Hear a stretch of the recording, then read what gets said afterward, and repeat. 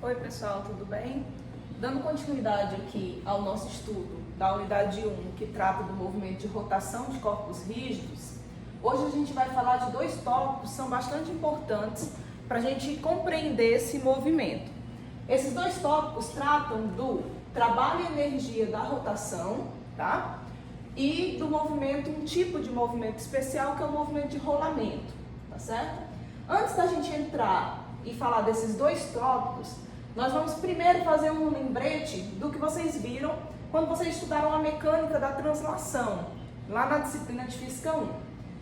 Lá na disciplina de Física 1, quando vocês estudam a translação de um corpo rígido, ou seja, o movimento apenas horizontal ou vertical, vocês aprendem que se uma força provoca uma aceleração nesse corpo rígido, nós podemos dizer que essa força realizou um trabalho sobre esse corpo, não é isso?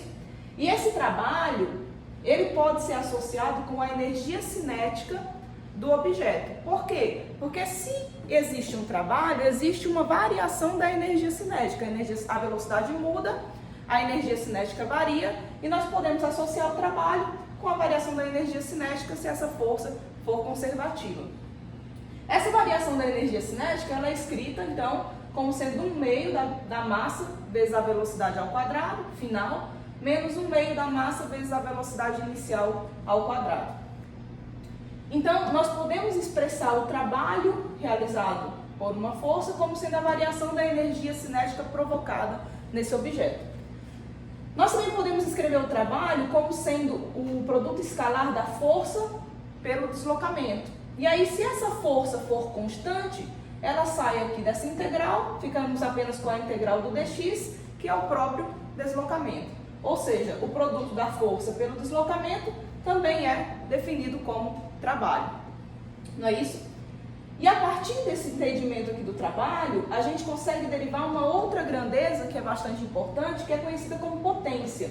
Qual é o conceito de potência? Potência é a taxa, ou seja, é uma taxa de variação com a qual o trabalho é realizado no tempo.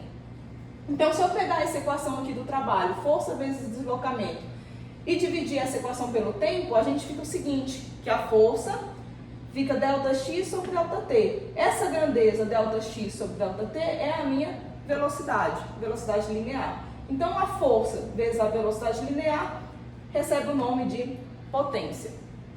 Essa potência tem a unidade no Sistema Internacional de watts, né? E é calculada através dessa equação.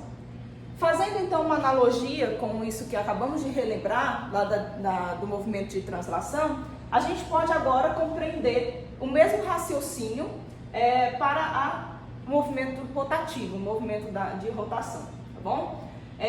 Na rotação, o que é que causa esse movimento?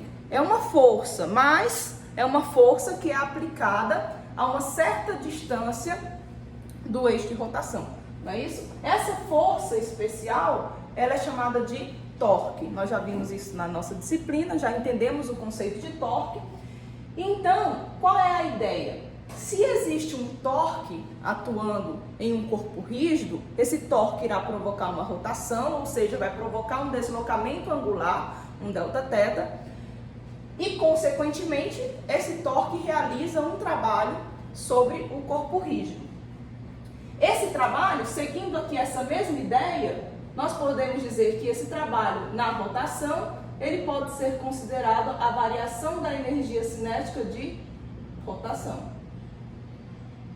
E nós já vimos que essa energia cinética de rotação, ela é calculada como sendo 1/2 da inércia do corpo rígido, vezes a velocidade final angular ao quadrado, menos 1/2 da inércia vezes a velocidade inicial angular ao quadrado. E aí nós temos o nosso trabalho como sendo igual à variação da energia cinética de rotação. Não é isso? Quem realiza esse trabalho aqui na rotação é um torque. O torque provoca um deslocamento angular, um Δθ, e então a gente pode também representar esse trabalho como sendo a integral do torque, produto escalar com o deslocamento angular Δθ. Não é isso? Se esse torque é constante, a gente segue aqui esse mesmo raciocínio, vai ficar torque vezes o delta θ, tá? Então, nós podemos também escrever o trabalho realizado na rotação como sendo o produto do torque vezes o deslocamento angular. E a potência, então, que é a taxa com a qual o trabalho é realizado no tempo, pode ser calculada através torque vezes delta θ sobre delta t.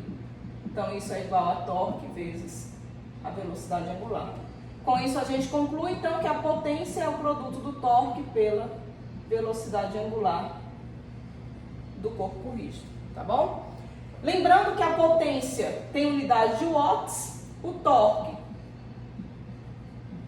tem unidade de watts, o torque tem unidade de newton vezes metro, e essa velocidade angular ela deve estar na unidade do SI, que é o radiano por segundo, tá certo? Então aqui a gente aprende um teorema bastante importante, ele é muito útil na solução de problemas, que é o chamado teorema do trabalho, energia cinética. Então sempre que eu tenho uma força, que essa força for conservativa, eu posso escrever como um trabalho, como sendo a variação da energia cinética do corpo. Seja essa energia translacional ou rotacional, como é o caso aqui do nosso estudo, que nós estamos tratando do estudo do movimento de rotação, tá certo? E agora a gente vai falar de um movimento também que é muito interessante, que é o movimento de rolamento.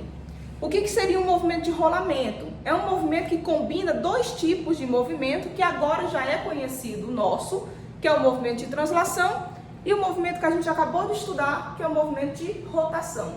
Então a combinação da translação com a rotação é chamada de rolamento. Por exemplo, lá na física 1, na mecânica básica, vocês estudam o movimento de um objeto descendo uma rampa, um plano inclinado. Quando vocês estudam esse problema lá, vocês consideram que o corpo apenas translada, ele apenas escorrega através da rampa.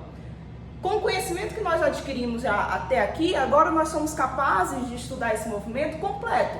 Estudar o objeto descendo a rampa, executando o movimento de rolamento. Ele rotaciona em torno do seu centro de massa e desce também com velocidade linear v de translação no centro de massa.